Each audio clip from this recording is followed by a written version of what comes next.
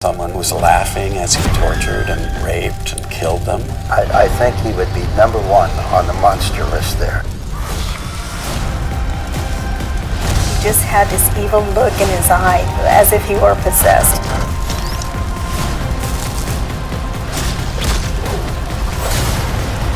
Barbaric attacks by a devil-worshipping serial killer became known as the Night Stalker.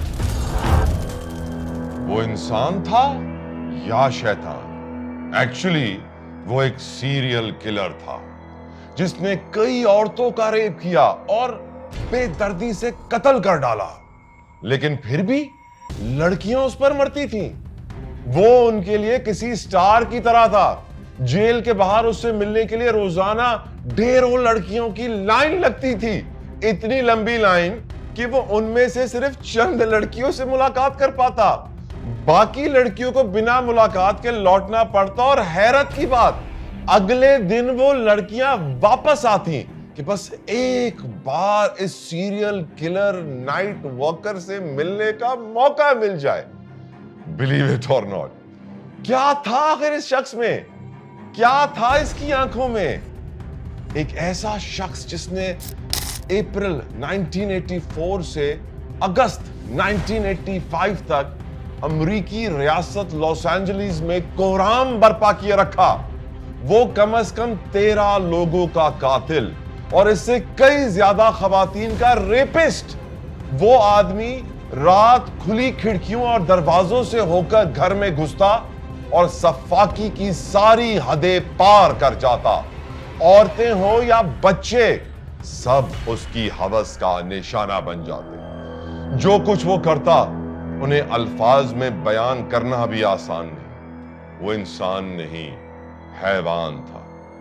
वो खवातीन को लूटता, उन्हें मारता, रेप करता और कत्ल कर देता था। इस काम के लिए वो कभी बंदूक का इस्तेमाल, कभी खंजर, तो कभी लोहे की रॉड से अपने विक्टिम को मार देता था। और पीछे एक खास निशान भी छोड़ जाता था। ये निशान क्या था, ये भी हम आपको बताएंगे। उसकी सफाकी के किस्से हर तरफ मशहूर थे, फिर भी वही लड़कियां जिन्हें वो निशाना बनाता था, वही उसकी दीवानी क्यों बन जाती थी? वो ये सब क्यों कर रहा था? और पुलिस उस तक कैसे पहुंची? आज हम आपको नाइट स्टॉकर रिचर्ड रामिरेज की खौफनाक दास्तान सुनाने जा रहे हैं क्राइम टुडे में।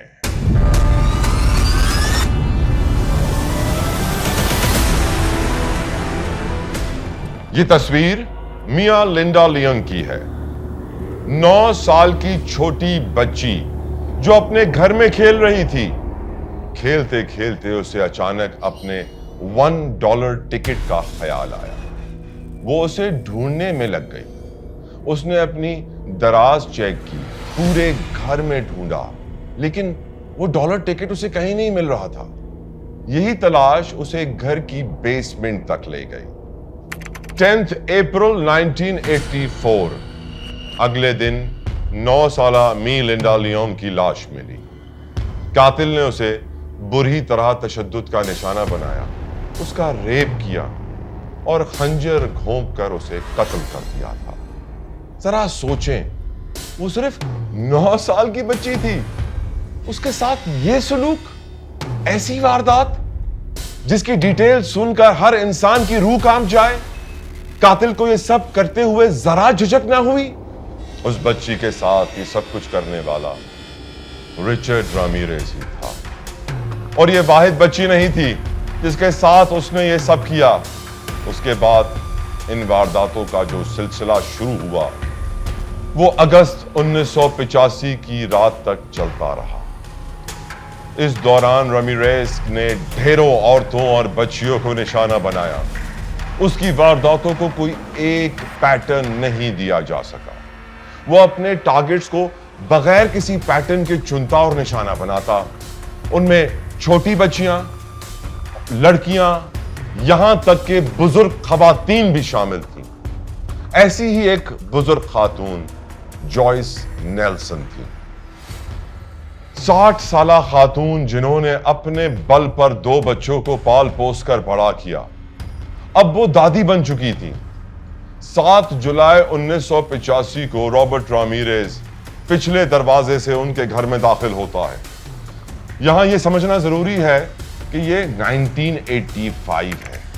امریکہ میں اس زمانے میں کوئی CCTV کیمراز یا سیکیورٹی الارمز کا کلچر موجود نہیں تھا۔ لوگ اپنے گھروں میں سکون سے رہتے تھے کیونکہ کرائم ریٹ نہ ہونے کے برابر تھا، تو زیادہ تر لوگ اپنے گھر کے دروازے اور کھڑکیاں کھول کر سو جایا کرتے تھے، نو پرابلم۔ اور یہی ایک غلطی تھی جو جوائس نیلسن کی جان لے گئی۔ اس رات اس نے اپنے دروازے اور کھڑکیاں کھلے چھوڑے۔ رابرٹ رامیریز اس کے گھر میں داخل ہو چکا تھا۔ اس نے اس بوڑھی عورت کا ریپ کرنے کی کوشش کی، لیکن جوائس باہمت خاتون تھی، وہ ڈٹ گئی اور اس نے اس کا مقابلہ کیا۔ اس نے رامیریز کے سامنے ہر ممکن مزاحمت کی۔ رامیریز چاہنے کے باوجود ان کا ریپ نہیں کر پا رہا تھا۔ اس ناکامی پر وہ غصے میں پاگل ہو گیا اور بے دردی سے 60 سال کی جوائس نیلسن کا قتل کر ڈالا۔ جوائس کے چہرے اور جسم پر بار بار خنجر سے وار کیے گئے۔ اگلی صبح جب جوائس کی لاش ملی تو ان کا خون پورے گھر میں پھیلا ہوا تھا۔ پہلے ایک چھوٹی بچی، پھر ایک بزرگ خاتون، اور اب رابرٹ رامیریز کا اگلا نشانہ تھا ایک شادی شدہ جوڑا۔ ونسنٹ اور میکسین کے گھر میں جس وقت رچرڈ رامیریز داخل ہوا، دونوں سو رہے تھے۔ رچرڈ نے بندوق سے پہلے سوتے ہوئے ونسنٹ کو سر میں گولی مار کر قتل کیا۔ اس کے بعد وہ ریپ کے ارادے سے میکسین کی جانب بڑھا، لیکن گولی کی آواز سن کر میکسین جاگ گئی تھی۔ وہ فوراً گھر میں موجود بندوق کی جانب لپکی اور اسے رچرڈ رامیریز پر تان دیا۔ یہ رچرڈ کی حیوانیت کی آخری رات ہونے والی تھی، لیکن بدقسمتی کہیں یا کچھ اور، میکسین کی بندوق سے گولی نہ چل پائی۔ رچرڈ رامیریز کی سانس میں سانس آئی، لیکن اس کے بدلے میں اس نے میکسین کے ساتھ حیوانیت کی ساری حدیں پار کر دی۔ اس نے میکسین کو قتل کیا اور اس کی آنکھیں نکال کر اپنے ساتھ لے گیا۔ رچرڈ کی وارداتوں کا کوئی پیٹرن سمجھ میں نہیں آ رہا تھا۔ پہلے اس نے ایک بچی کو نشانہ بنایا، پھر ایک بزرگ خاتون کو، پھر شادی شدہ جوڑے کو۔ وہ نہ کسی مخصوص پیٹرن سے اپنے ٹارگٹس کو چنتا، نہ واردات کے لیے ایک ہتھیار استعمال کرتا۔ اس کی اس عادت نے پولیس کو بڑی مشکل میں ڈال دیا تھا۔ اس کا سراغ لگانا مشکل بنتا جا رہا تھا۔ آنے والے دنوں میں رچرڈ رامیریز کی وارداتوں کا سلسلہ تیز ہوتا گیا۔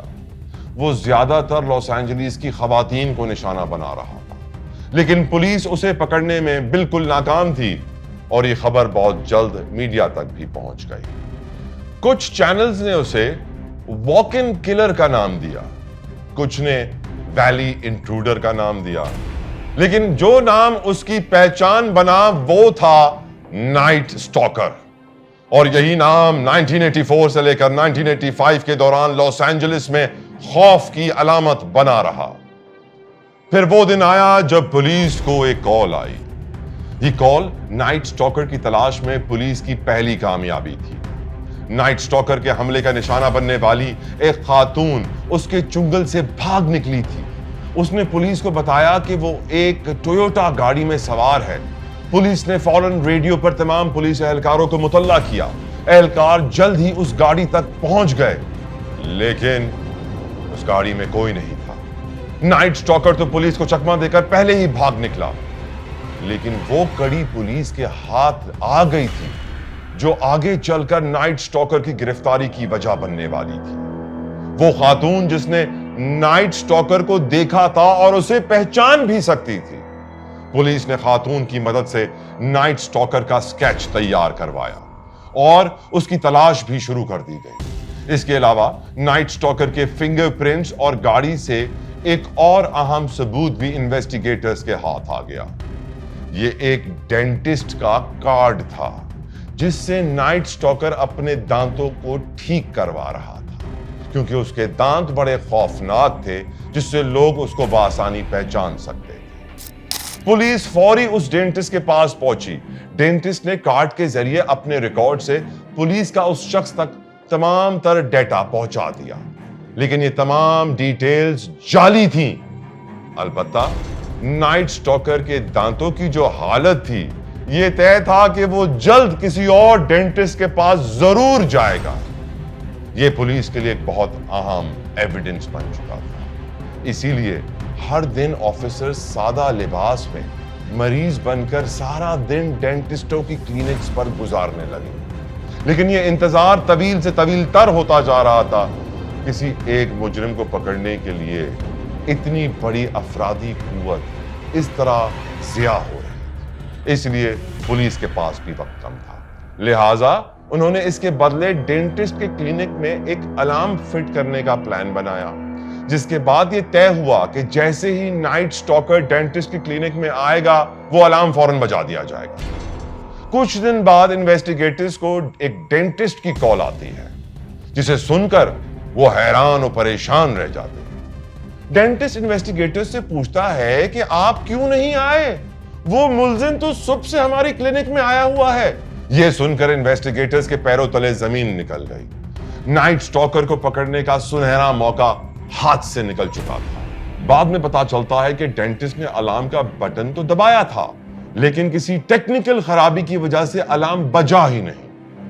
ایک بار پھر نائٹ سٹاکر پولیس کے چنگل سے بھاگ نکلا۔ انویسٹیگیٹرز کی فرسٹریشنز بڑھتی جا رہی تھی۔ نائٹ سٹاکر ہاتھ میں نہیں آ رہا تھا اور وارداتیں بھی کرنے میں کامیاب ہو رہا تھا۔ نائٹ سٹاکر اب تک 15 افراد کا قتل کر چکا تھا، کئی کے قتل کی کوشش کی تھی اور کئی کو ریپ کر کے ادمری حالت میں چھوڑ گیا تھا۔ اب پولیس کے پاس نائٹ سٹاکر کے حوالے سے آخری سراغ بچا، گاڑی سے ملنے والے اس کے فنگر پرنٹس۔ یہاں یہ سمجھنا ضروری ہے کہ ہم سال 1985 میں ہیں۔ اس وقت ایسا کوئی ڈیٹا موجود نہیں تھا جس سے فنگر پرنٹس میچ کر کے نائٹ سٹاکر کی پہچان کی جا سکے۔ پھر بھی پولیس کی بھرپور کوششوں سے نائٹ سٹاکر سے ملتے جلتے 100 فنگر پرنٹس انویسٹیگیٹرز کے ہاتھ آ گئے، جن میں سے آخر کار ایک نائٹ سٹاکر کے فنگر پرنٹ سے میچ کر گئے۔ اور تقریباً 1 سال کی محنت کے بعد پولیس نائٹ سٹاکر کی پہچان کرنے میں کامیاب ہو ہی گئی۔ یہ شخص تھا رچرڈ رامیریز، جو شیطان کی پوجا کرتا تھا۔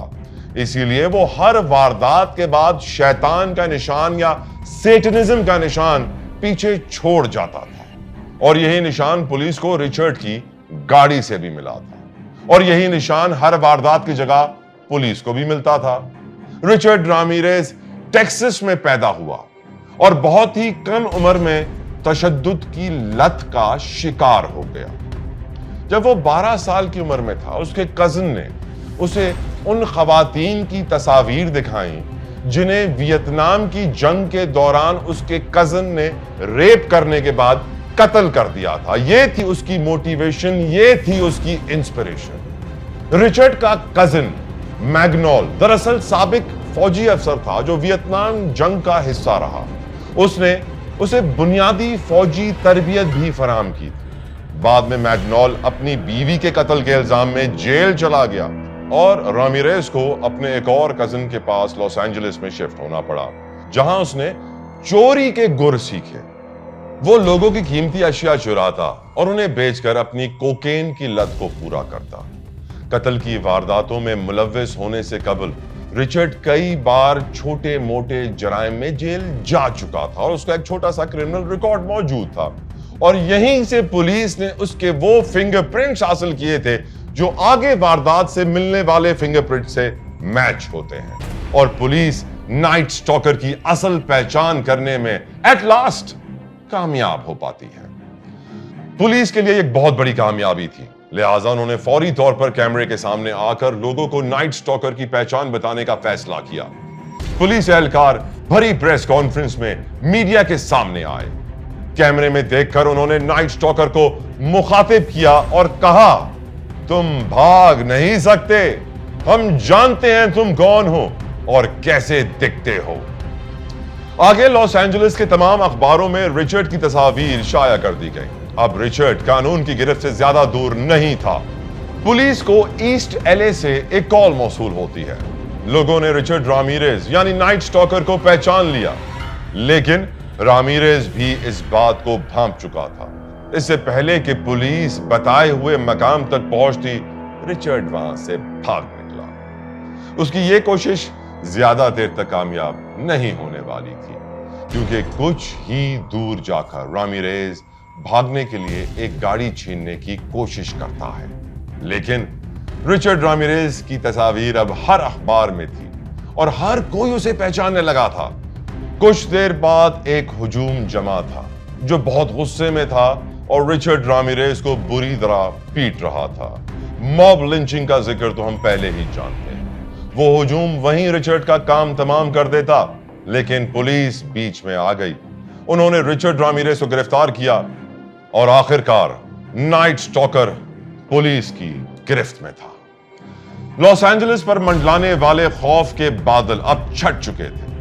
रिचर्ड रामीरेज पर कत्ल, रेप और डकैती के 43 इल्जामात आयद किए गए थे, लेकिन अब भी एक सवाल का जवाब बाकी था। रिचर्ड रामीरेज ये सब कर क्यों रहा था, जिसका जवाब भी जल्द इन्वेस्टिगेटर्स के हाथ आ जाएगा। लेकिन रामीरेज चुप था। अलबत्ता उसके चेहरे पर एक मक्कार मुस्कुराहट जरूर दिखाई दे रही। वो अपने किए पर जरा भी शर्मिंदा नहीं था। उसके सामने बैठे हुए इन्वेस्टिगेटर्स उससे सवाल पूछ रहे थे, क्यों किया तुमने ये सब कुछ? रिचर्ड रामीरेज का जवाब हैरान कुन जरूर था, लेकिन गैर मुतवक्के नहीं। हम पहले ही आपको बता चुके हैं कि रिचर्ड रामीरेज शैतान की पूजा करता था। उसने इन्वेस्टिगेटर्स को बताया कि 21 साल की उम्र में उसको सैटानिज्म के बारे में मालूम हुआ। यह चीज उसके लिए स्टेबलाइजिंग फोर्स बन गई। उसने शैतान का साथ देने की कसम खाई और इस तरह खुद ही शैतान बन गया। रिचर्ड सैटानिज्म को लेकर इतना ऑब्सेस्ड हो चुका था कि उसने अपने हाथ पर बने हुए टैटू को अदालत में लहराया और हेल सेटन का नारा भी लगाया। रिचर्ड रामीरेज के एतराफ जुर्म के बाद उसके खिलाफ अदालती कार्रवाइयों का बाकायदा आगाज हुआ, लेकिन इस कार्रवाई के दौरान जिस चीज ने सबको चौंका दिया वो उसके लिए लड़कियों का दीवानापन था। यस, रिचर्ड रामीरेज रातों रात एक स्टार बन चुका था। लड़कियां रोजाना की बुनियाद पर उसे खत लिखने लगी थीं। वो उसे अपनी बरहना तस्वीर भेजती थीं और उसके साथ सोने के सपने देखती थीं। जेल के बाहर रोजाना उससे मिलने के लिए खवातीन की लंबी कतारें लगती थीं, लेकिन वो चंद लड़कियों से ही मिल पाता था, बाकी सबको लौटना पड़ता था। अदालती कार्रवाई के दौरान भी लड़कियां रिचर्ड रामीरेज की एक झलक देखने के लिए बेताब रहती। इन लड़कियों का हुलिया एक जैसा होता था। तमाम लड़कियां सियाह लिबास में मलबूस रहती थीं और इन्हें ग्रुपीज भी कहा जाता था। आपको मालूम है, सैटानिक फॉलोअर्स ज्यादातर काले कपड़े, काले नाखून और अपने आप को गॉथिक कल्चर से कनेक्ट करते हैं। इन लड़कियों के लिए रिचर्ड एक सेलिब्रिटी था।